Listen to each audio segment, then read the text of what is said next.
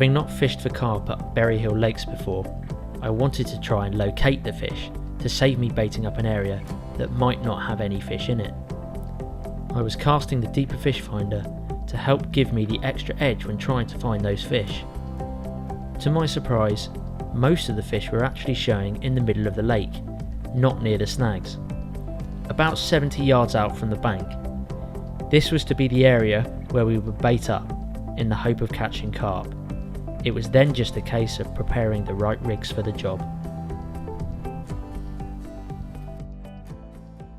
Hi, I'm Mike. I work here at the offices at Berry Hill. Also do a bit of fishing. I'm just going to show you through 3 different lead setups that Graeme and Mike are going to be using here tonight at Berry Hill. First one we've got is the inline lead. You've got your rig tied onto this swivel one end and your main line on the other end, and as it's going through you just pop the swivel in the sleeve there, and that makes it what they call a semi-fixed rig. So it gives the bolt effect. When the fish takes the bait, feels against the weight of the lead, hooks it, and bolts off. The semi-fixed means basically if this snaps and the fish has got the rig in its mouth, it's not towing the lead around. Because it's semi-fixed, it can just pop out and the lead will go, and then it's only got this to deal with, and hopefully can get rid of it. And then all that rig is just a bit of coated braid down just to a normal carp hook, standard knotless knot, and a couple of boilies on there, one pop up, one bottom bait, just to make a simple snowman rig. That's all that is. Right, this is the second rig that Graeme and Mike will be using. Again, it's what they call semi-fixed, where the lead can come off in the event of a breakage. Basically all his main line starts here. It goes through a little bit of sinking tube, rig tubing, which is not essential, but all that does is it helps the line sink down onto the lake bed a bit better, keeps it out of the way of the feeding fish. Down to the lead clip arrangement, which is made up of a tail rubber, which is that bit. The line goes through that and through the actual lead clip. The lead clip has got an arm on it, which you fix the lead onto like that. Just slides on the arm, if I can get it back on. And then your swivel clicks in the other end. That's how it fishes on the bottom, tight to the lead. Bait sitting here, fish picks up the bait, same as last time, feels weight of the lead, hooks itself with the weight of the lead, bolts off, and then the lead stays on. Or, like I was explaining to you earlier, where you're fishing snaggy swims with weed or whatever, or in the event of a breakage where the fish may be towing the lead around, it can just pop off there.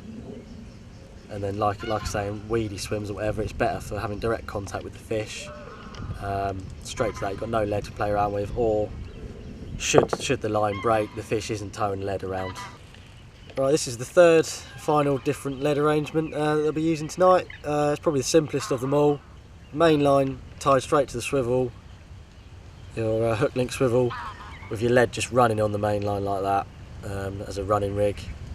And then yeah, same as before, just down to a standard carp rig, bit of coated braid. It's a size 6 curve shank on there, and just 2 baits fished as a snowman presentation. Just sit up on the bottom like that with the pop up, and that's it. Hopefully catch a few fish. Okay, to put some ground bait out there, to get some feed in basically, I'm going to be using one of these plastic bomb-like contraptions, and I'm going to be casting it out with well, it's called a Skyliner spud rod. Wait for this, somebody threw it in a skip. Honestly, that's true. This is how it works. You put your ground bait inside in here, or your feed, your hook baits, whatever you want to get it out into your swim at distance. Close it up with a little catch. I mean, they are so sensitive, it's unbelievable. Watch. Every time, providing you don't get bait or food around these catches here. You've got to keep those two clear. Don't overcook it. Okay. Now, another thing I've noticed when I've used this, I've not used them a lot, so I'm not really big on this type of fishing at distance. I'm more a margin man myself. But what I have found is when you cast these, try and get the same amount of whatever you're putting in, boilies, ground bait or anything like that, because if you don't, you won't get a consistency of casting. If you half fill that with ground bait, the wind will catch it and it'll fly off to the right, fly off to the left, and as you've seen, it will open and it will put the bait in the wrong place. Let's get some out there. I'm actually using here a bit of, well, sweet corn, ground bait, and yes, our favourite brand. The downside is it might attract some small fish, but listen, we're using boilies, so that should you know, stop you getting hookups you don't want, and a bite alarms going off all the time, which, you know, does happen. But I'm a great believer, if the small fish are feeding, they actually might attract carp, and if, say, the bream are on there, eventually the carp will shoulder their way in. Bigger, more aggressive fish in feeding, they'll push them off. You might be getting little breamy tweaks on your bobbin, where suddenly it goes quiet. Sit by, you know, just sit back and wait, because generally it's a sign there's a carp in the swim. Going to put some out there. Just don't want to overcook it and jam it all in there. You want it just to close nicely like that. That one's ready for casting. Talk about things, talk about my mind. Now I'm free from the words that I left behind. I gotta jump for joy and shout aloud and make a sound. Oh, the world can stop me now, no. And on the music I will ride on the beat. Play my guitar while I'm stomping my feet, yeah. I gotta celebrate life and get excited about good times and good living. Come on, shout it out. Hey! Take it up, take it over, take it out of control. Today I'm freeing my soul and now you got me singing. Oh, hey! I'm feeling fine, smiling big, feeling right like I should. Life is better than good, yeah, you got me singing. Oh, hey! I'm standing up on top of the world. Well, we're in the swim now. We've baited up. We've spawned out a load of ground bait with some whole boilies as well. We've also catapulted out some boilies. And what I've done here, there's my snowman rig on the hair. So I've got a boilie there, pop up there, and then I've got just a mesh PVA mesh bag here with just some chopped up boilies really. That's just so I've got a little bit of a attractant around my hook bait. That should break down quite quickly. And then I'll have some kind of freebies around my hook bait, and with a bit of luck the carp will come in, get a bit confident and hopefully slip up and take the bait. There's the 2 ounce lead there, a little bit of rig tubing just to help it all sink down. It's kind of a silty colour this one, as well as the lake is all silt. So I'll just chuck this out pretty much halfway across from here to the end, to the other bank. That's where we've baited up, and this should work on itself basically. Well, the other thing about this great about this rig tubing is it's kind of fish friendly really. So if this rubs against the fish, it doesn't tend to take the scales off. So when you've got just your mono, your straight mono, it can rub the scales off the fish. So this is a bit more fish friendly, and it's also good if you get into a snag and it's rubbing against the snag. It's going to rub against this rig tubing first and then your lines. You've got much more chance of actually keeping that fish if it does go into a snag. This is just the drop off lead that Mike showed you. So as the fish pulls, this lead, if it gets into a snag, this lead should drop off.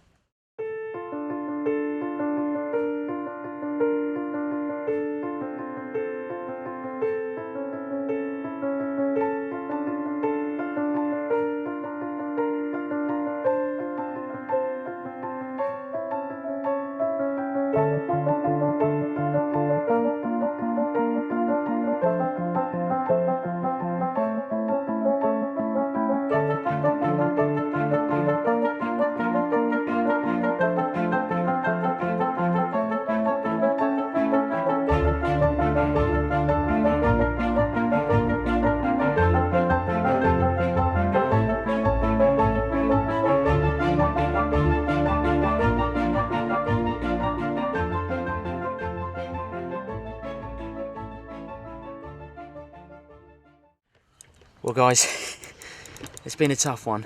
We are literally, it's dark now, and we've had some real finicky takes from the bream. Thankfully we've got some 20mm boilies on there. So that's getting through those bream bites, and I've just got a fish and he's kiting left. That might be bigger than you think, right? Yeah, you it might be bigger. This is holding this fish. He's about 30 yards out to the left. Someone else has got a screamer somewhere. But it all seems to be kicking off. He's really going for the snags, this one. Keep the pressure on him. Look at that bend, look at that bend. Oh, don't break him off. Don't break him off. I'm going to have to get those other rods in, right? Yeah, get him in, get him in. No, he's alright. No, he's an okay fish. He's 8 pounds. Get him in, get him in, get him in. He's in. Yeah, he's in. Good, good, good. Right, good. That could be a double. Could be a double. Tell you what, that's been a long time coming, that bite. We've had 2 bream. We've had a hell of a lot of fish busting on the top, coming out, and it's been tough. We're not going to lie, it's been tough, and it's now 10:20. That was a very uncarpy bite. Oh, it was strange. Yeah, it was a complete drop back.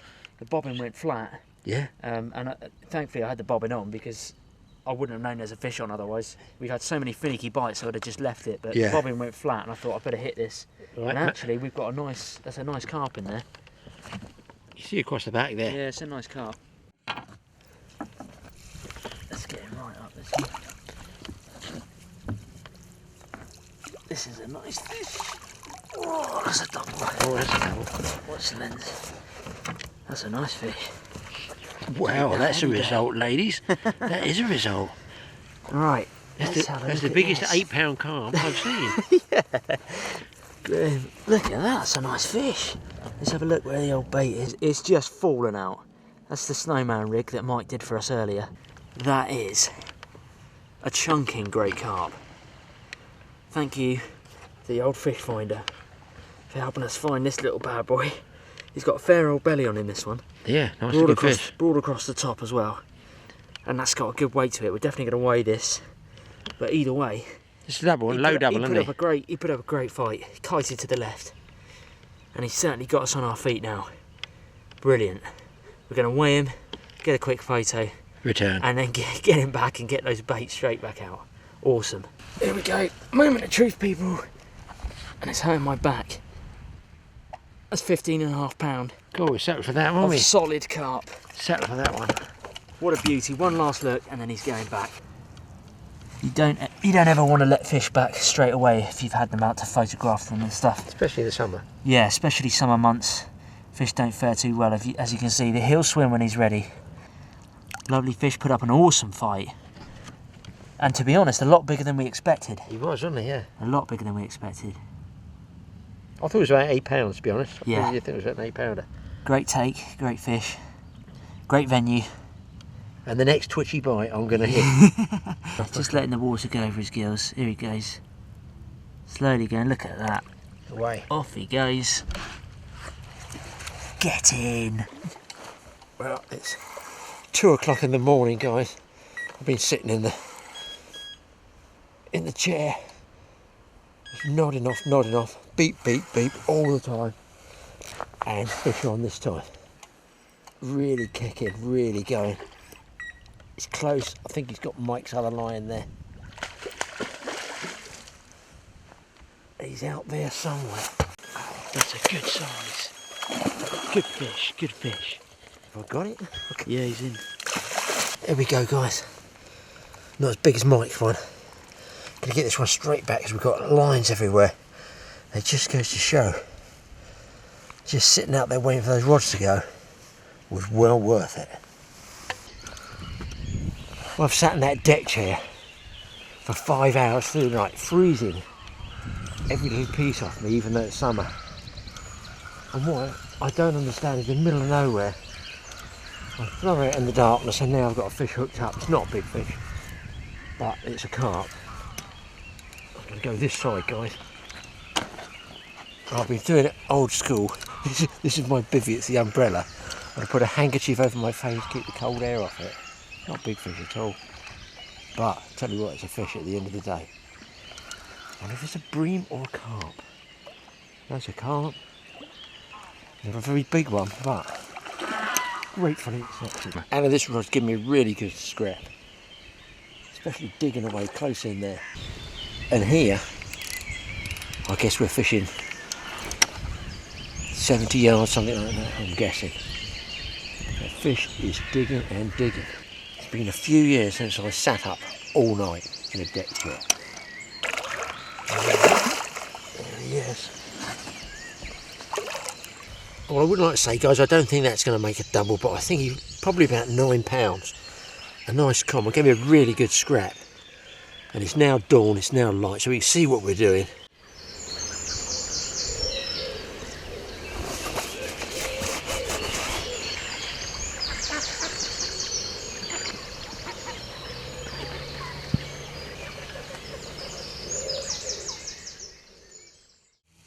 Well, obviously the sun's now up. I'm starting to warm up a bit after sitting in that deck chair all night. Next best thing is, well, obviously the carp have gone off the bite. We've gone on the bite. I said to Mike, if you expect me to stay out all night, I need full cooking facilities. And I've taken off high sea drifter, the full galley, and a massive canister of gas, so I can really stick the beans to the bottom of the pan now. They're starting to get solid, and I've got the bacon on the go. We're going to have some eggs. Half the fun of that is, you know, having a cook up, we all know that, and I'm hoping the smell of that bacon goes all the way down the bank and really upset some of the other anglers, because there's nothing worse when you're hungry after a whole night carping and you smell somebody's bacon and egg going. Well guys, up by the clubhouse, by the tackle shop here at Old Berry Hill, I've heard talk of rumours of an absolutely massive carp that's behind a sort of no fishing zone where they feed the ducks, and it's called Shoulders, and I think it weighs 33 pounds. We're just going to see if we can get a picture of it for you. At least that way you get to see a really big carp. Go away. I'm seeing there's a big old goldish coloured one, coyish, that sits below the surface because he's frightened of the birds, so he won't ever come up. Strangely enough, but no, they're not. The monster from the deep refuses to be photographed. That's a sound every floater fisherman loves to hear. Glass muckins, here we go.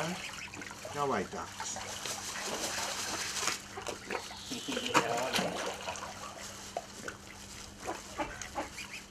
There's a small jar, I'm afraid. A lot of double figure fish in here though, can you? Oh yeah, and Shoulders.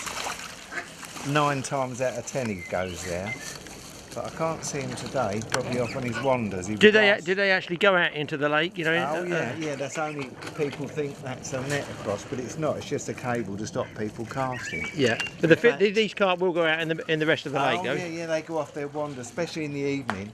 He was last caught on peg 2 right down the bottom. Oh really? Goodness me. Which goes to show they come to the noise. You can see how, watching these fish, how important noise is in fishing. You can see why the match anglers tap their pole on the surface. If you just do that with a pole section, they come up for it, and you end up trying to eat the pole. I see, look at that. Oh, you can see why the old... Yeah, because they know the cup is on the end of the pole for food. Yeah. No, just the noise. They're coming that to the popping noise. Yeah, same as they do for the old catfish on the headbrow and everywhere else.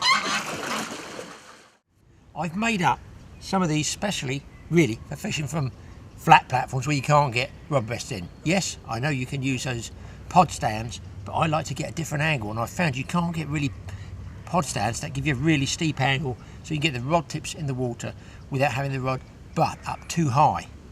The other thing you'll notice, I've got nuts here that just screw in to take your buzzers. Very, very stable. I can move them backwards and forwards. I can slide them, look, anywhere I want, so that I get a straight pull through my rod rings, reduce the friction.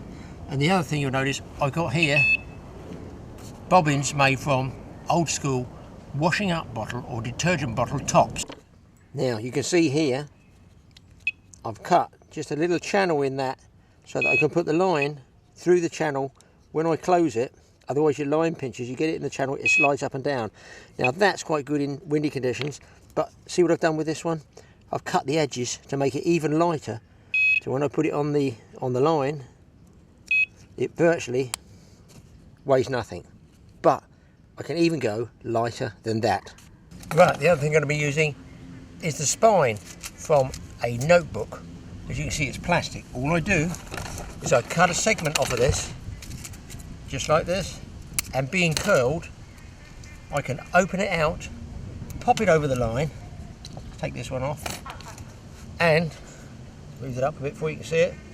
It's very, very, very light. These are my favourite bobbins.